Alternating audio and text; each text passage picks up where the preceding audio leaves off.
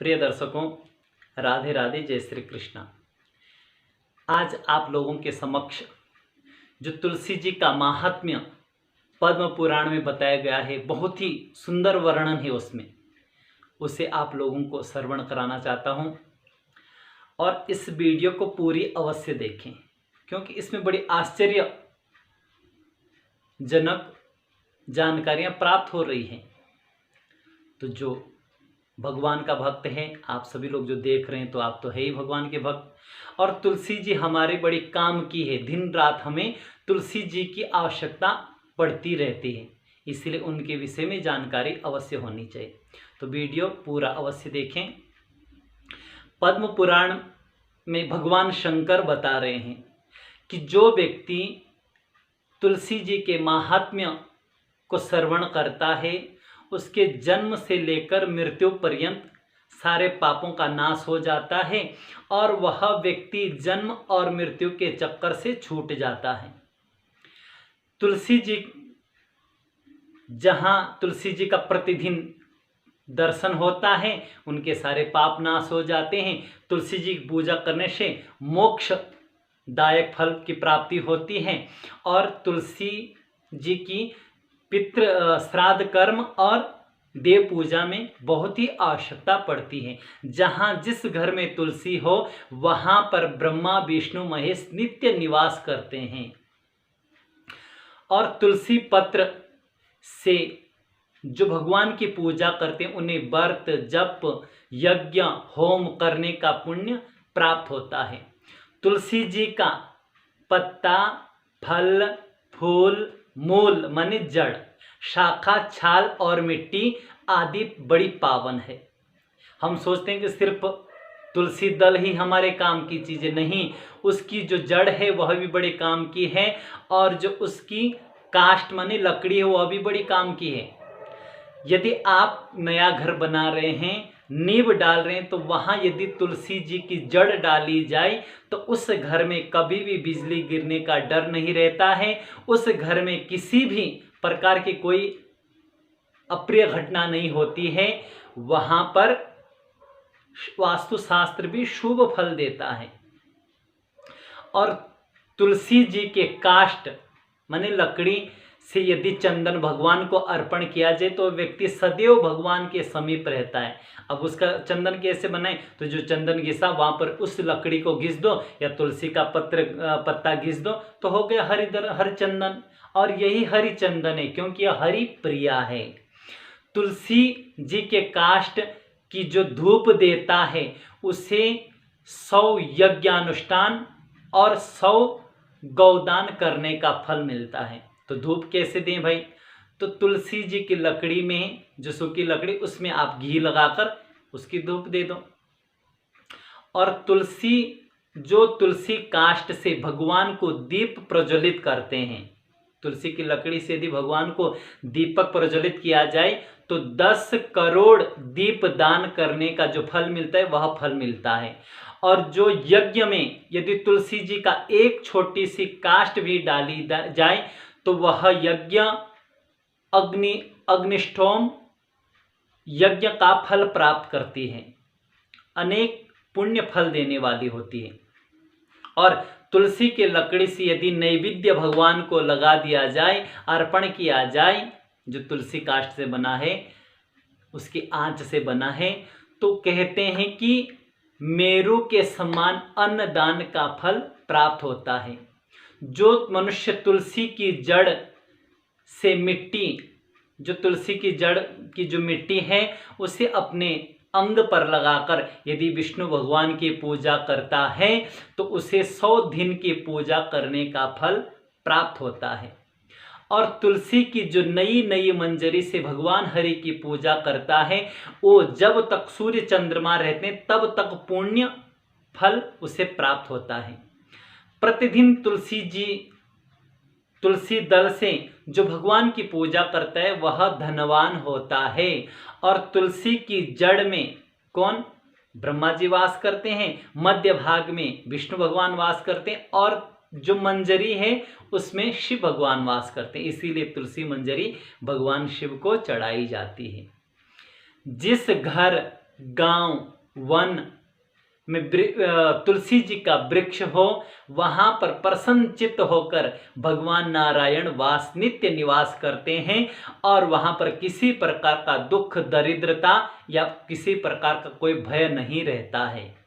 और एक बड़ी सुंदर बात बताई गई है कि यदि शिव मंदिर में तुलसी का वृक्ष लगाया जाए और जो उस वृक्ष से जो मंजरिया जो बीज तैयार होते हैं, जितने बीज तैयार होते हैं उतने युगों तक मनुष्य स्वर्गलोक में निवास करता है।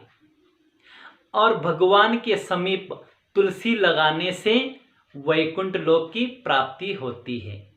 यह पद्म पुराण में बताया गया है। अब और भी जानकारियां ये बड़ी काम की कि जिसका मृत शरीर तुलसी के काष्ठ से कि आग से जलाया जाता है वह विष्णु लोक हो जाता है।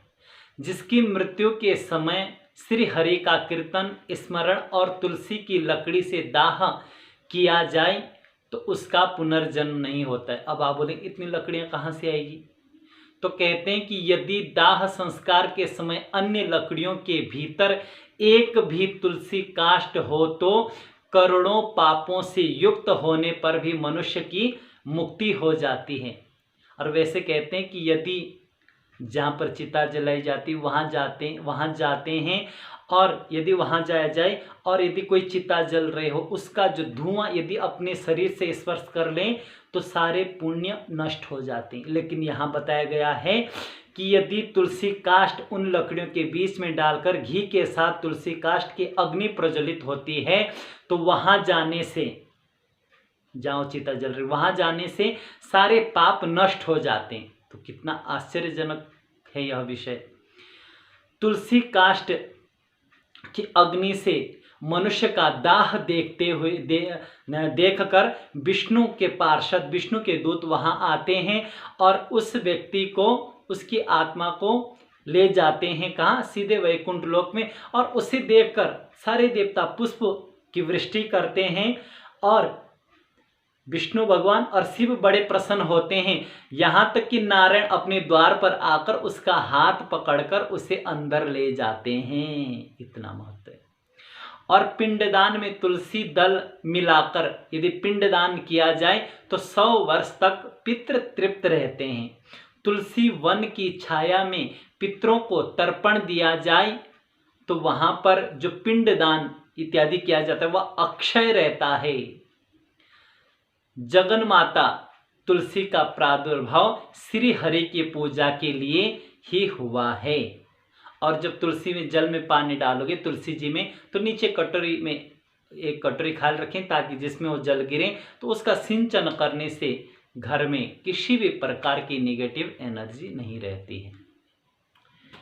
एक बात आपको इतिहासकार बताते हैं, औरों के मुँह से सुनी है, किसी संत के मुँह से सुना है कि एक समय अकबर और बीरबल की कहानी आपने बहुत सुनी होगी।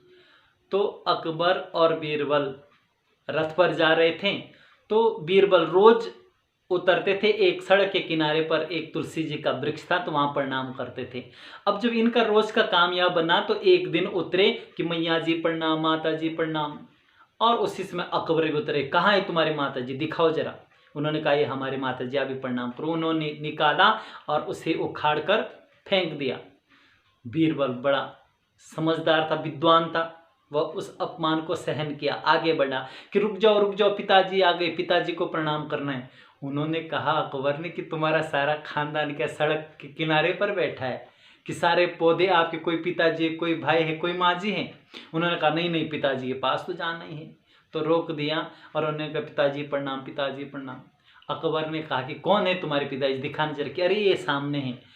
और जैसे अकबर ने निकाला वहाँ हाथ डाला, जोर से पकड़ ही रहे थे, ऐसे खींच रहे थे तो उसी से महाराज नाचने लग गया, चिल्लाने लग गया, अकबर नाचने लग गया। उन्होंने कहा कि क्या हुआ, दर्द से जोर जोर से चिल्लाने लग गया कि क्योंकि वह बिच्छू घास थी और उसको जैसे स्पर्श किया तो महाराज पूरी जलन होने लगे। उन्होंने कहा क्या करूं, क्या कैसे असह्य होगा। उन्होंने कहा कि देखो माँ जी को आपने उखाड़ कर फेंक दिया, माँ जी सीधी सादी चुप रही, लेकिन पिताजी सही कर देते हैं इंसान को, यदि उनके सामने गलत कार्य किया तो अरे क्या करूं, इसको छोड़ो, आप बताओ क्या किया जाए, कि चलो माँ जी के पास, माँ जी ही शांत कर सकती।